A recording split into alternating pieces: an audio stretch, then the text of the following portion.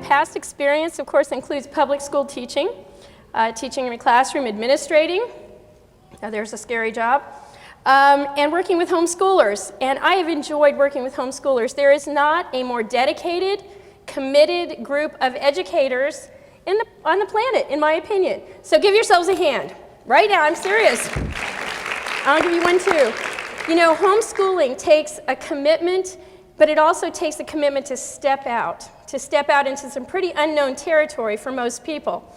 So the first point I want to make today is that if you're considering homeschooling or you've begun homeschooling, I'm here today to tell you that you can do it. The reason I believe you can do it is because I've seen people do it, we've done it ourselves at home, and I believe that people that are committed to their children are the most powerful force on this earth.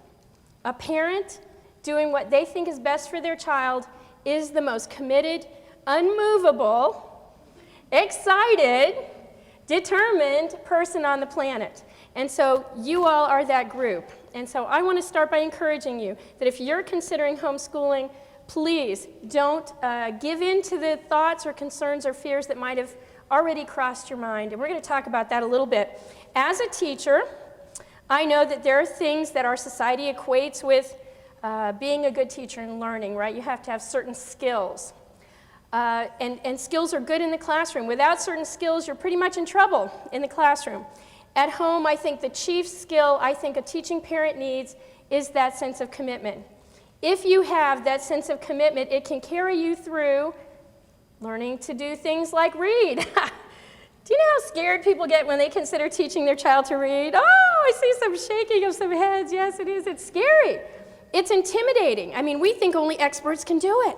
So here you are considering teaching your child to read, but I believe that you can do it. I've seen people teach their children to read and read well. The things you need to know about reading before you begin teaching your child. Reading is a perceptual motor skill. It's like, you know, golf. It's a perceptual motor. Your eyes and your hands and your brain have to work together to do it.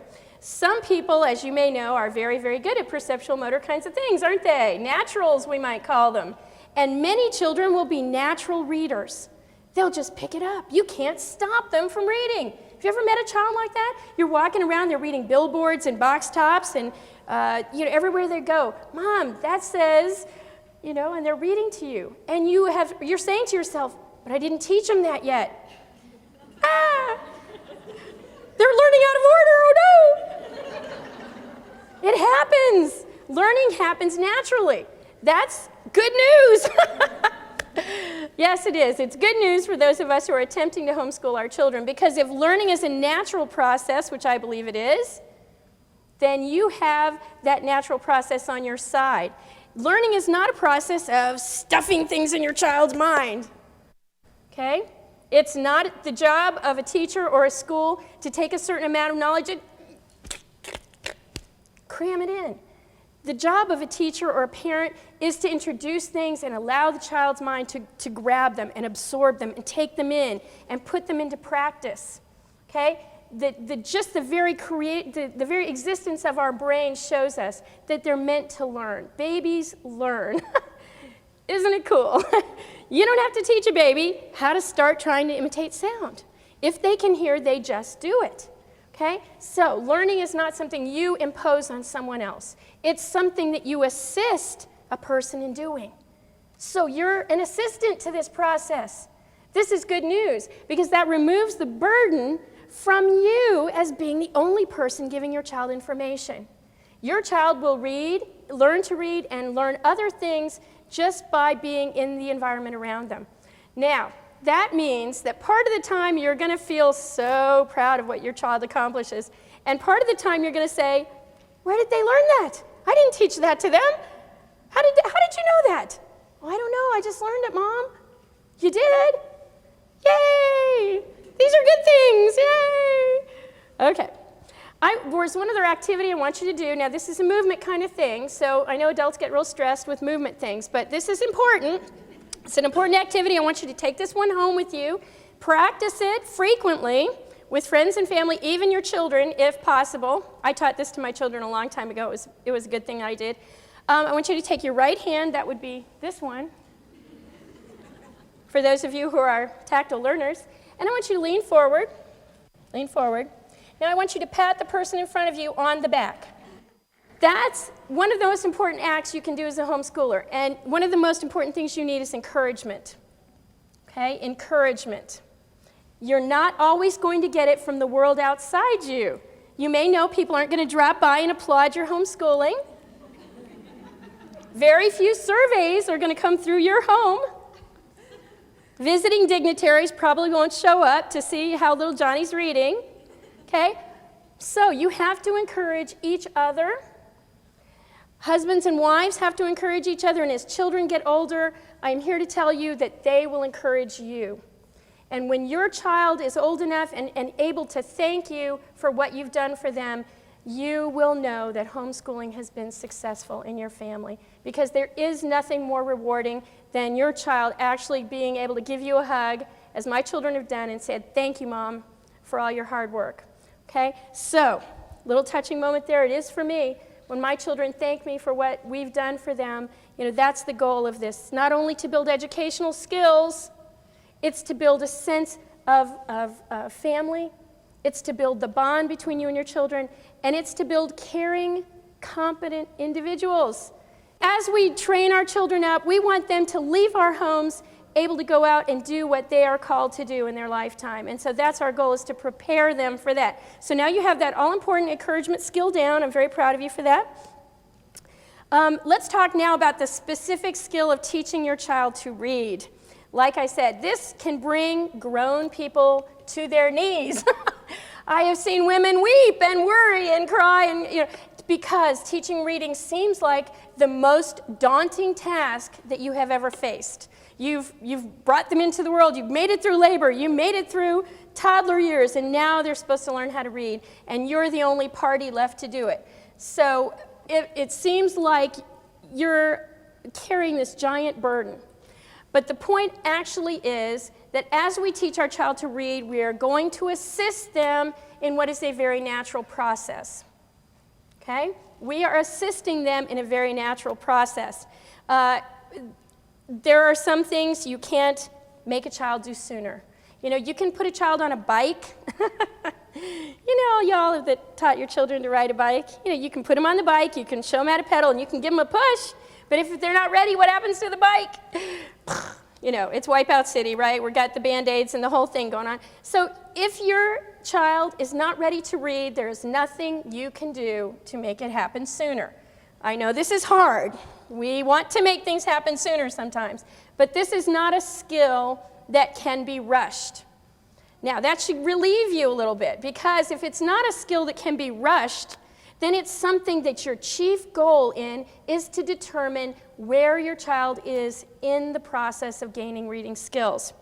It's a perceptual motor skill. It depends on timing and maturity. When my son was 5, it was pretty obvious to me that he was not interested in sitting and learning through systematic phonics instruction. What gave me a clue?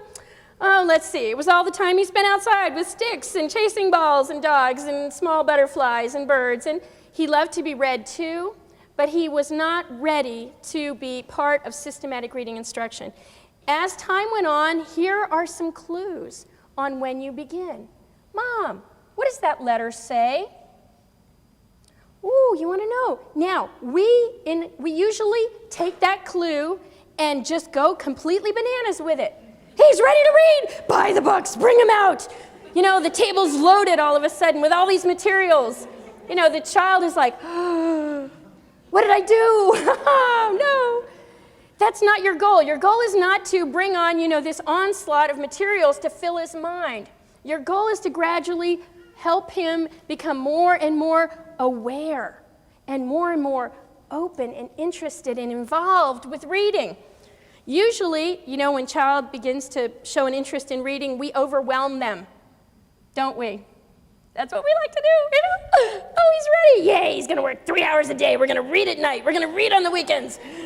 Oh, well, you get the picture, okay? We tend to overdo it because it is such an emotional issue for us. Reading is so important. Let's face it, Grandma wants to know if he's reading, right? I mean, does she call and want him to read over the phone? Yes. Okay. That makes Thanksgiving a very special time, doesn't it? Sorry, just a little aside there. Our goal is to develop lifelong readers, and you don't gain a skill for lifetime through being pressured. Okay? Many of you here can testify to that. If you had a love or you showed an interest in something early and your interest was met with intense instruction, demands for practice, preparation, work, you probably decided you didn't like that. Immature children don't have a long attention span. How many of you already knew that? Thank you so much. You must have real children at home, okay? Immature children don't have a long attention span, so if our goal is to develop someone who wants to read for a lifetime, then we have to approach this issue as if it's not something that has to be accomplished in a day, or a week, or a month. Our goal should be to make reading enjoyable. We can all look back on times when we were growing up when we thought something was enjoyable and the way we learned about that topic. I can pretty much assure you it wasn't through pressure, testing, worry, guilt. It wasn't through those vehicles. It was through involvement in the topic in an enjoyable manner. So, if motivation, which is incredibly important if you're homeschooling out there, you need to bring your children into a place of being motivated, because without motivation, you're in a tough spot. In school, they use things for motivation like stickers, competition. Oh, these 3 people get extra stars today. And you know how the other 25 feel. What about me? Right? Is that right? I mean, it's either you win or you lose. These people don't go to recess today because they didn't finish their work. Ooh, that's so depressing when you're little. It doesn't encourage you. I'm telling you, it doesn't. So if we want to motivate children, we need to use the tools that actually motivate us as well. Enjoyment, satisfaction, achievement, those kinds of things. So you want to involve your child in reading in such a way that they can actually see this as something they might want to do for a while. Now, if that's your goal, then you're not going to be making it like a sprint. It's more like a marathon. Please hold that image in your mind. We're not racing to the finish line. First one across to read. First one to read wins the prize. No. The person who finishes the race reading and enjoying it wins the prize. The prize is a lifelong accomplishment, not something you get by a certain age. Now, let's look at when people really start to read. Oh gosh. Basically, there are 5 stages of reading. The first stage is called pre-reading. Now, I'm going to tell you something. I heard it said this morning, and I agree with it. You've begun homeschooling when your children were born. You might not have called it that. You might have just called it, being at home with your children. But you have been teaching them all along. Now your focus is shifting a little bit to things that may have a little more of an academic flavor. But the situation hasn't changed. You're the teacher, or you and your husband are the teachers, your family members, and they're the learners. Reading generally occurs between the ages of 3, now get ready, and 9. The average age of fluent reading is 8.5. Fluent reading. I don't mean decoding, but I mean reading, bat. That says bat. So you have a very large age span there, between 3 and 8, 9, or 10. So if you're looking for that particular age when your child should have been reading by, I'm here to tell you there is no particular age that your child should have been reading by. Now that's frustrating, isn't it? We want everything nice and neat and in order. Ugh, it's irritating. Well, the problem is that we're developmental beings, and we're all different. Now that could be a good thing in your estimation, or it could be irritating. Every child has a timetable within them, and they will develop their reading skill according to that timetable. You can't coax them into reading sooner.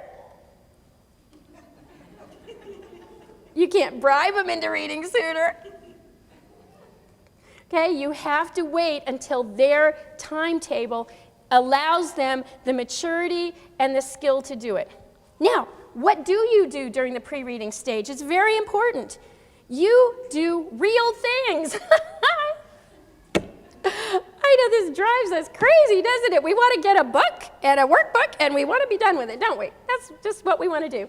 But what we do in the pre-reading stage is we expose our child to the wonderful world of the things they're going to be reading about. Yay! There's a reason we're doing all this phonics. It's to read real books about wonderful things that exist in our world. You do nature walks, and you do things like butterflies, and you talk about family members and holidays and your beliefs. You do the work of acquainting your child with the real world. You're not limited to any particular topic in the pre-reading stage. You're going to expose your child to all kinds of wonderful literature. You're going to read it aloud to them. Okay? And they're going to enjoy wonderful things. They're also going to become motivated. Because without hearing wonderful things, without seeing books and pictures and hearing great stories, then if you introduce phonics and say, well, now we're going to learn to read, and it's a little hard, children don't understand why they're going through all that work. Okay? When they're little, they need a motivation. And their motivation is to enjoy more and more literature. So, real stuff comes first, in my opinion. Enjoying your child, enjoying the world around you, enjoying the contents of great books. That's the start, and all of you can do that. When you begin, in the beginning stage, less is better. This is good to know. Less is better.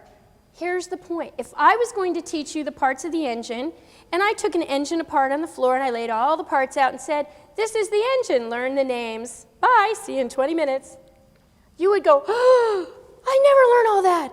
Oh my goodness, I don't even know where to start. Oh. There's an analogy here, isn't there? With children, if you start with a small amount, they can handle it. Then you can work to larger amounts of letters. And here's the point. If you teach a child 3 letters and what they say, then your child can work on, master, practice those 3 sounds before having to remember the other 23. Okay?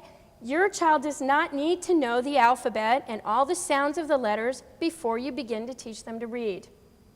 Actually, if they don't necessarily, haven't been concerned with all of that before now, they will be able to focus well on those few skills.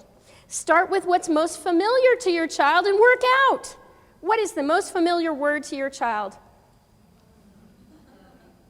Their name. Their name. Begin with your child's name. If your child's name is Jenny, and you start with letter J, and you teach her what J looks like, you find things that start with J, and believe me, she will find things that start with J. They'll be everywhere all of a sudden. You never knew so many words existed that started with the letter J, right? Am I right? I mean, can they find the words? Yes, but you've just taught her 2 very important things. Reading is personal. Reading is personal. It begins with you. It's not something far off and difficult and something that doesn't have any bearing on your life. It begins with you. Secondly, you can be successful at the very basic level. You can successfully find these letters in your child's environment, and that will motivate them to pursue reading even further. Start with what's familiar and work out. The goal of reading, the goal of phonics should be to read a book, right? A lot of times you look at reading curriculum that has textbooks, all these books, workbooks, and to a little person, a 5, 6, 7-year-old, they look at those books and they think, I'll never get through all that, right? I mean, I think that sometimes. I look at the books and I say, I'll never get through all that. So our goal is for them to read a real book. For example, there are some books, there are some different kinds of books. One's called the set of Bob books, where children learn small amounts of information, 4 letters, 3 consonants and 1 vowel sound. Most of them start with short A. And there's these short vowel readers from the little phonics program that I helped author called Learning Language Arts Through Literature, the Blue Book. This little book is called The Fat Cat. Quick, huh? I mean, that's pretty witty, right? The fat cat. In this little book called The Fat Cat, we work on the letters S, C, and F. At the end, they've already been exposed to the short A, S, and M. At the end of this instruction, your child, the child in question, will read the book, the whole little book. This is very exciting if you're 6, okay? I mean, this is big. This is what you carry to Grandma's house. Grandma, look, I'm going to read my book. This is what we're trying to do, is say, children, phonics is about reading a book. Yay! So your goal is to help your child see that from the very start. If you have to do 3 months of phonics to pick up the first book, uh-oh. You're going to have a hard time keeping your child with you all that time. And if there's one thing we can't afford in homeschooling, it's to develop a situation where we're having to drag our children along with us. Come on, children. You know how that is? You know, it's Monday and everybody's going, My favorite question on the planet, are we doing school today, Mom? How many years have we homeschooled children? Yes, we're doing school today. They still ask. I don't understand. I guess that's eternal optimism that I have has been passed on. So if we don't have motivated children, we're going to have a battle on our hands. Okay? This is not going to help our learning. You may know that already. So if reading is your goal, then get them books they can read. And not in a month or 6 months or in a year, but now. All right, we're going to begin there. Now, the process of reading, the third stage, is called blending. Blending. Blending is the thing that most of us think we start with. You know, we have the letters M, S, and T. We have a little vowel, a short A there. Short A says ah. You knew that. Short A says ah. And we're going to blend. You're going to show your child. You're going to point to the M.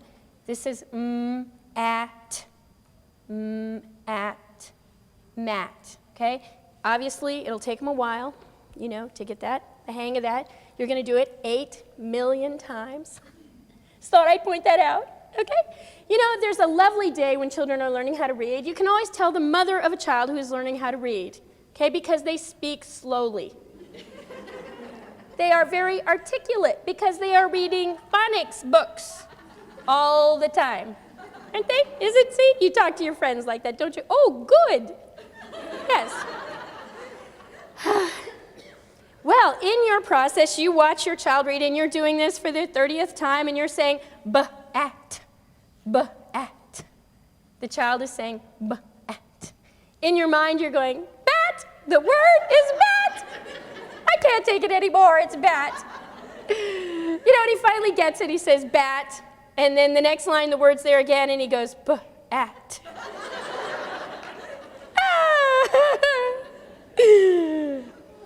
Thank you. This small moment, we're over it now. This is the reality of homeschooling. And if this happens in your house, don't worry. You're just right there where you should be. Because this cannot be rushed. This cannot be rushed. There are suggestions in the most wonderful book I can recommend to you called The 3 R's by Ruth Beechick. It's a guide for kindergarten through 3rd grade in language, reading, and math. And it is the most simple, uncomplicated, direct, and truthful assessment of learning at this stage that I've ever seen. Furthermore, when you read it, you feel better. Yes.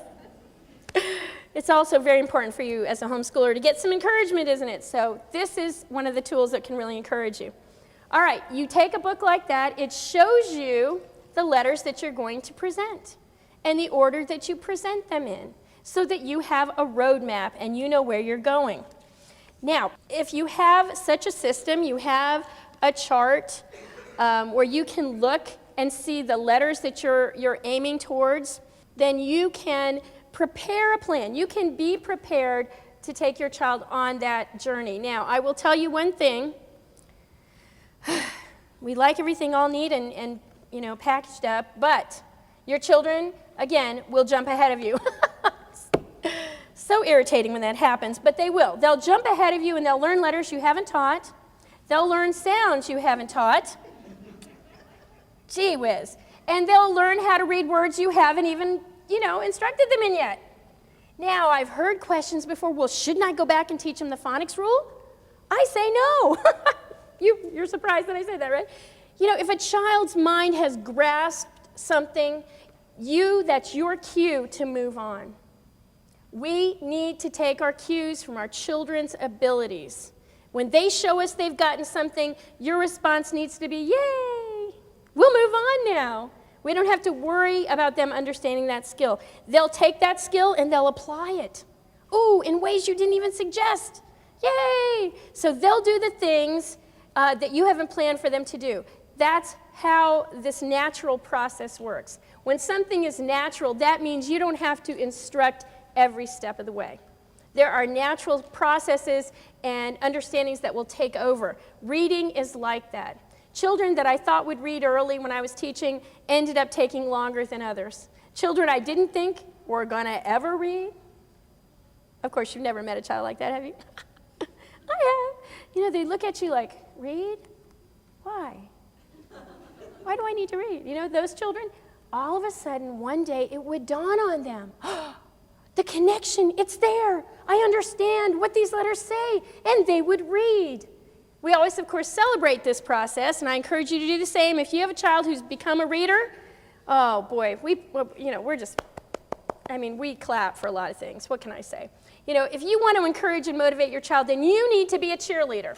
Sorry, but you do, okay? If you're going to motivate your child to be a reader, you have to be one of the people who will be there to say, that is amazing. I can't believe you can do that already. That is wonderful. I've said it before, but I'll say it again. Beware of the urge to rush. We are so American sometimes, aren't we? Oh, they finished that. Yes, quick, snatch it. Give them something harder. Oh, but they'll be bored if they're not challenged. Oh, I've seen a lot of bored children reading, haven't you? No. Boredom comes with things that aren't interesting, not with things that aren't challenging. Okay? So distinguish between interest and challenge. Challenge is work. Interest is motivating. In other words, if you find a book about baseball and your child loves baseball, he will be motivated. Okay, now everything can't be fun and frolic, can it? No. But we can look for resources that will be motivating and encouraging. So keep that in mind. But beware of the urge to rush. Children that aren't allowed to spend time just practicing reading do not become secure readers. Even in this room, if I was to ask some people in this room right now, even though I won't, don't get nervous, to read aloud, some of you would not feel very comfortable, right? Or you would start counting ahead to see which word was yours. Yes, I knew it. Which one do I start with? Oh, 1, 2, 3, 4, 5, 6. Oh, good. I don't have to read that word. Okay? We don't want to create that kind of stressful reading environment. We want our children to be mastering the reading skills. And the way to master something is to do it a lot. And to do it on a level that's easy. This situation occurred in a bookstore. Made me sad. A mother came in with a daughter to choose a book. Yay, mom, daughter, come in, choose a book. The daughter was so excited. She came in. Oh, Mom, I really want this book. And she picked a book out. This is exactly what the mother did. She walked over, she looked at the book, she goes, that is too easy for you. Put it back. Walked over, pulled a book out that was much thicker and said, look, this is on your reading level. The look on the little girl's face was just crushing. Her whole face just fell. And she was apparently trained to, be respectful, and so she said, okay, Mom, I'll take that book. But what we had just witnessed was that the child that wanted to develop a mastery of a reading skill and enjoyment, there was nothing wrong with the book she had chosen. It just seemed like to the mother it wasn't pushing the child enough. Now, if you want to develop a love of reading, it won't be through being pushed. I doubt very few of you sit a dictionary or an encyclopedia next to your bed and read it at night. Well, come on, aren't you expanding your horizons? A little Solzhenitsyn before you go to sleep? Come on. No, you want to read what's easy, what's enjoyable, to develop your skills. okay, when you're a child. That's what you need. So beware the urge to push. We have that urge. Now, also in this stage, we also want to teach every sound known to man, right? Every one of them. I mean, if they're going to see it in an English word, I want to teach them that sound because you might miss one. Okay. If we teach the most commonly used sounds, you will equip your child to read and read well. When they encounter a new sound, they'll attack it. It won't work a certain way. You might have to give them some assistance. But to teach a child every possible sound a letter makes is to give them stuff that will be 90% storage and 10% useful. Now, for my time, for my children, I don't want to teach 90% storage items. I want to teach the words and the sounds that they're going to be using on a frequent basis right now. And if I do that well and they grasp them well, then when time comes and they encounter a difficult word, they will be equipped to attack it at that time. So there are about 50 words. They're in Ruth's book, Strong Start in Reading. The 50, or Strong Start in Language, the 50 most common words that will elevate your reading level, okay, are very simple words. But by equipping your child with those words, they will be able to read on a much higher level. Now, concerns you have here, sight words. We get a little crazy. I know this surprises you, doesn't it? We get a little crazy about sight words. Oh no, I want them to learn phonics. Well, you are teaching them phonics. But these sight words, these 50 most commonly used words like the, was, are, there, these are not phonetically correct words. I just thought I'd mention that. If you're waiting for them in the phonics chart, you're going to be here a long time. You teach them words that enable them to open the aforementioned real book and read. Reading's the goal. We equip them to read because reading's rewarding and motivating. So you teach them a few sight words. Don't worry about it. It's okay. Give yourself permission to teach them a couple basic sight words. It will enlarge their vocabulary. It will increase the number of books they pull off the shelf at the library and that they can read. This is your goal. Remember, always keep in mind what will enable your child to read more. That's your goal, okay? And you might have to, vary from the system a little bit. That's okay. Your goal is still the same. Sight words are okay. They are not deviations from phonics. They are not going to, impair your child's ability to decode. Okay, I promise. Other concerns at this stage of decoding. Writing. If you teach a child how to write a letter before he knows what he says, what that sound says, you've just taught him a shape. A shape. Doesn't actually say anything yet to him. Could be a little helicopter. He doesn't know. Okay? You say, draw this. He draws it. He doesn't know what it is. Right? I mean, don't they end up upside down and, all kinds of strange directions sometimes? It doesn't have any meaning for him yet. Don't teach your child to write things he doesn't have any meaning to attach to them. So when you're introducing a phonics concept, introduce the letter, how you make it. Don't do it before and then get upset when he won't sit there and do his handwriting. Oh, it doesn't make any sense yet. Okay? Meaning attached to something gives you motivation. Without meaning, let me ask you all, how many of you would just do, extra housework that had no actual meaning attached to it? Okay, I see those hands out there. Thank you. We wouldn't. We need to have meaning. We need to have a reason. So writing is a skill that has to accompany the teaching of the phonics. Now, how do we incorporate writing into our child learning how to read?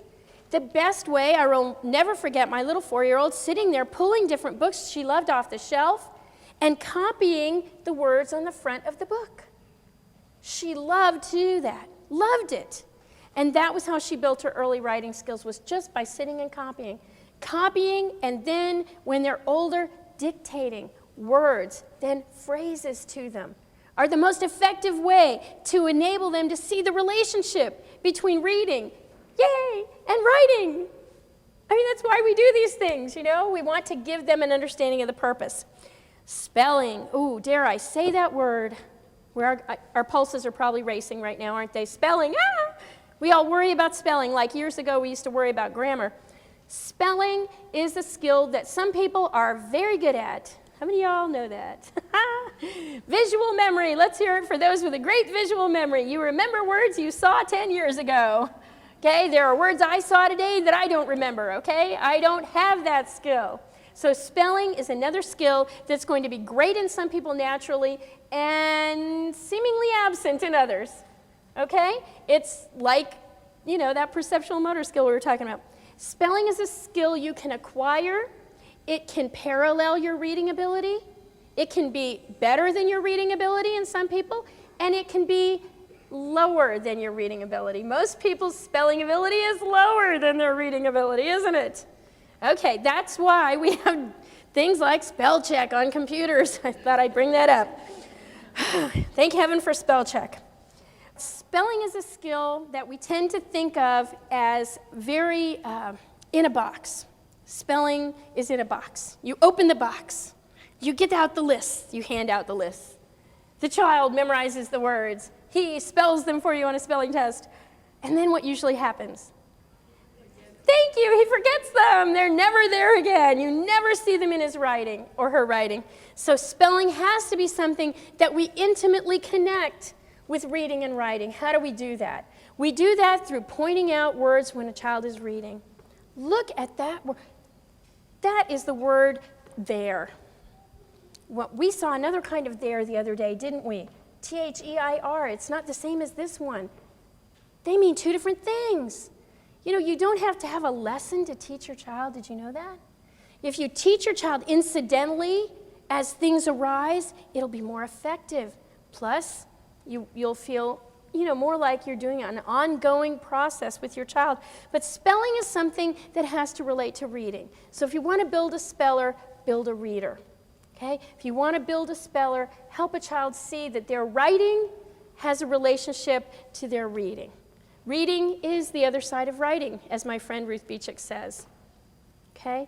Writing is a reflection. It's the opposite side of what we do when we read. When we read, we take in. When we write, we express. Okay? So if you'll teach your child early on that when they read, the natural thing to do is then to express, to discuss. Early on with young children, you should be discussing what they're reading. Can you believe the bear did that? Oh my goodness, that is the biggest bear I've ever seen. Okay? You don't have to have a comprehension guide.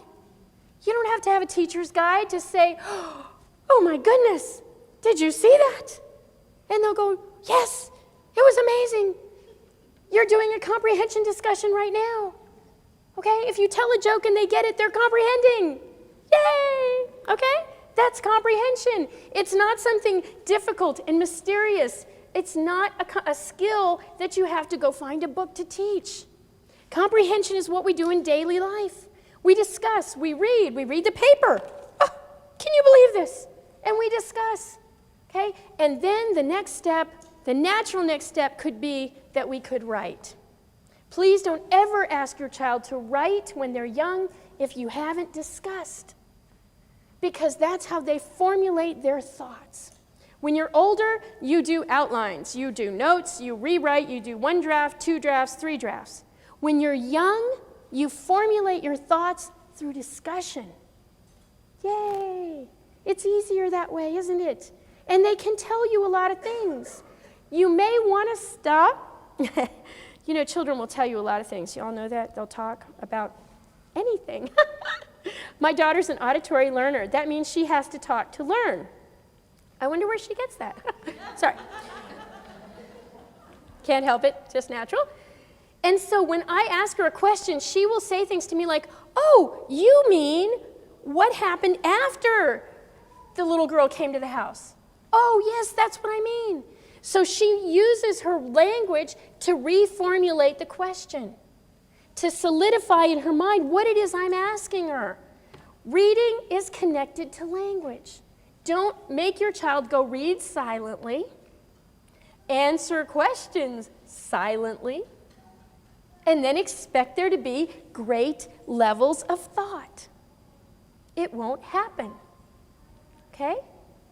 You know when your child has a great thought, what do they want to do? They want to tell you about it, right? We want them to be motivated. We want reading to be a part of their motivation.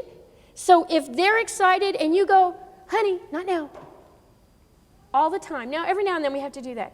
But if you constantly say, not now, shh, shh, no, then you're kind of squelching that natural desire to be motivated and excited. So even when you're tired, you can listen, and it doesn't take that much energy. So, just let them talk, and they will, about a lot of things, and let them tell you about what they're reading. It is the best way to develop comprehension skills. You can ask questions. Well, then what happened? And a lot of times we ask the question, is that the way you would have ended this story? And they'll go, oh, no, I wouldn't have, that was a bad ending. I didn't like that ending. Oh, critical thinking skills are happening. Yay, we didn't have to do a lesson, yay, okay? Or if we read something together and they're formulating their opinion and they decide that perhaps this couldn't really have happened. We're distinguishing between real and make-believe. Yay! We could do a workbook page or we could do a discussion. In my house, you know which wins. Okay? With early readers, tap into every avenue you can to encourage them, to enable them to see the great connection between communication and reading. And you need to understand something. There are 3 levels of reading. The first level is your independent reading level. Very important. That's the level you can do by yourself. By yourself. You don't need any help. After your child passes little books like these books will then be on their independent reading level. They can pick them up anytime, anywhere. Read them. May want to read them to a younger brother and sister, smaller child. Makes them feel incredibly successful and smart. Just thought I'd point that out. My son, when he was, 6, loved to read to my little, daughter who was 3. Very big, Would you like to sit and I'll read to you? Thank you. Okay. Your instructional level. This is the point at which you are learning. Your decoding level. This is where you are gaining skills. This is a very tough level. This is where you go word by word by word, possibly back a word. Sorry, forward a word, back. Okay, you know the drill, right? At this level, you do not want to expect a child to gain information from what they're reading. Hello? If you're decoding every word, you cannot be getting the content very easily, can you? Okay? So don't expect your child to gain information from something they're decoding. This is what will happen. They'll read, decode. They read a whole, line or whatever. And then you'll say, okay, so what color was the dog? And they'll go,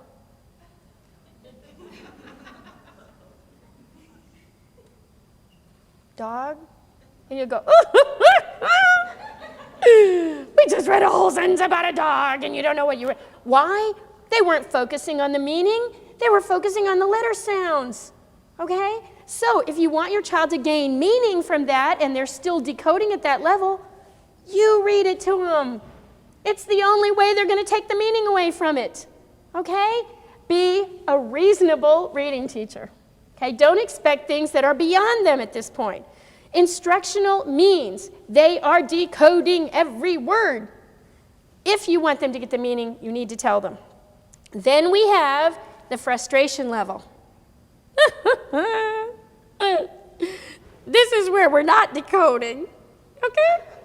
We're not getting it. We can't do it. This is where you take out the book and tears start to form. Now, some of you have experienced this.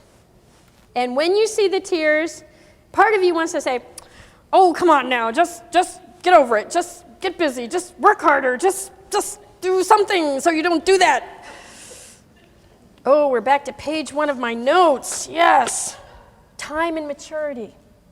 Timing is everything in reading instruction. If you bring the book out and without even thinking there are tears, you need to say, why don't I read it to you? Why don't we take a break from reading for a while? Yay! Why don't we just read aloud and we'll discuss? You can listen to a story on a much higher level than what you can read, and you can get a tremendous amount of information and content. We've read lots of books, the Chronicles of Narnia aloud to our children over the years. Very high reading level, but we've had the most amazing discussions, the most amazing revelations about the content without the pain of decoding a place where they couldn't go, okay? If you see the tears, right now I'm going to tell you, back off. Instead of doing the decoding work, do comprehension. Talk, discuss, maybe watch a video that compares the story you read out loud to the story and how they portrayed it on tape. You can become a critic, even at this point, of a good job and a poor job of portraying a story. We want to teach our children that early on. All right, now, we're in that last stage now. Fluency, stage 5. Takes a lot of time and a lot of practice, okay? Easy reading practice. It's gonna, feel like they've been doing it forever, but one day, they will walk over to the next section in the library. It'll be a great moment. I know you'll be watching. And they'll pull out a chapter book. And you'll think, yes, yes, yes. They've caught on. They're motivated to go on to a higher level. And you didn't have to force it on them.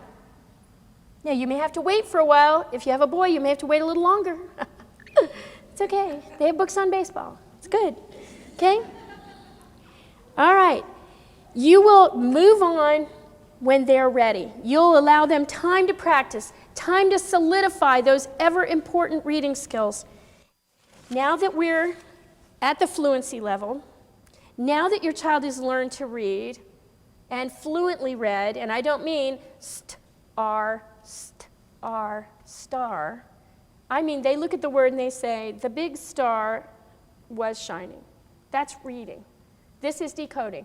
The big star was the big, they go back a lot, the big star. That's decoding. That's not a fluent reader yet. When they fluently read, then you can say, okay, now what did that sentence say? And they will know. But until that time, you make sure you give them the information in another way. Whenever your child becomes a fluent reader, whether it's 6, 7, 8, 9, whenever it is, then they can begin to read to learn. Until this time, they will be learning to read. Please know where your child is at. As long as they're learning to read, make sure it's a process that they can endure. Okay? Make sure it's a process that has intrinsic rewards, that has lots of cheerleading and support from you. And then when they become a reader and they can read to learn, you can stand back and say, my child can now go on and assess things for themselves. What I've put into them, what is in their heart now can come out. It can come out with the things that they choose to read. It can come out with the things that they say and write. Okay? So your goal is to equip.